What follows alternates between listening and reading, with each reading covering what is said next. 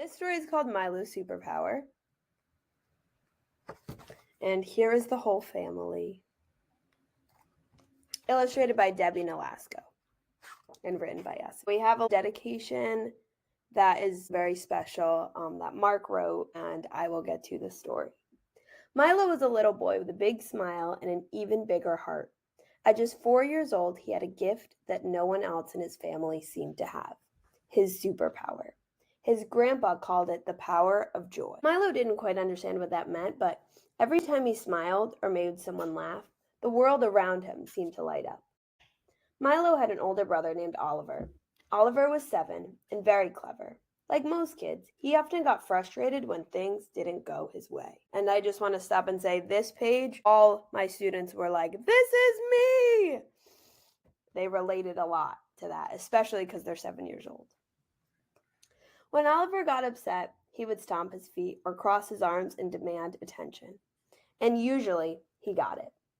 Milo didn't mind too much. He loved Oliver and wanted him to be happy, but sometimes Milo felt invisible.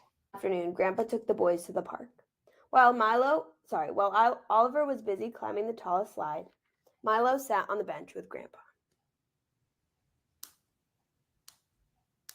"Grandpa," Milo said softly, "why does Oliver always get all the attention?" Grandpa smiled and put an arm around Milo. "Well, Oliver has a strong personality, but you, my boy, have something truly special." Milo tilted his head. "What's that?"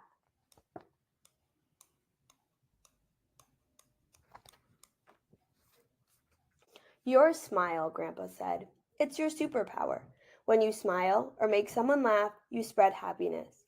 That's a gift not everyone has." Milo thought about this as they walked over to the swings. He decided to test out his superpower.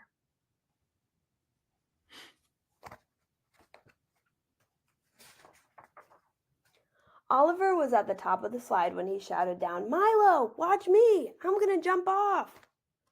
But as Oliver leapt, he landed in a pile of mud with a loud splat. His face turned red as other kids giggled. He felt embarrassed. So we added a lot of real-life situations, and I think that helps children relate more to the story. Milo ran over to Oliver and gave him the biggest grin. "That was an awesome landing. You're like a superhero who fell into his secret hideout."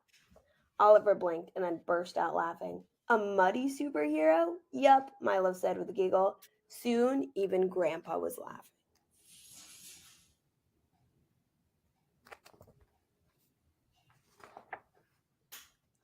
Later that day, back at home, Oliver got upset again when their mom said it was time to turn off the TV.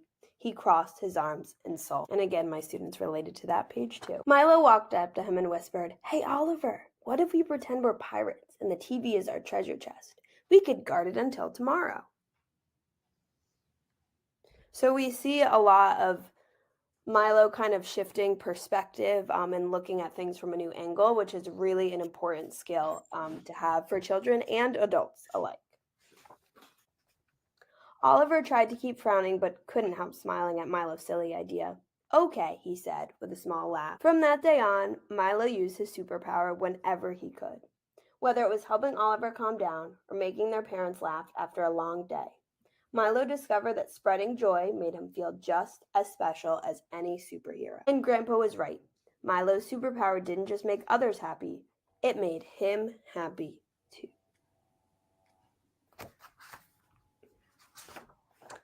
And here is one of my favorite parts of this book. All of us as kids.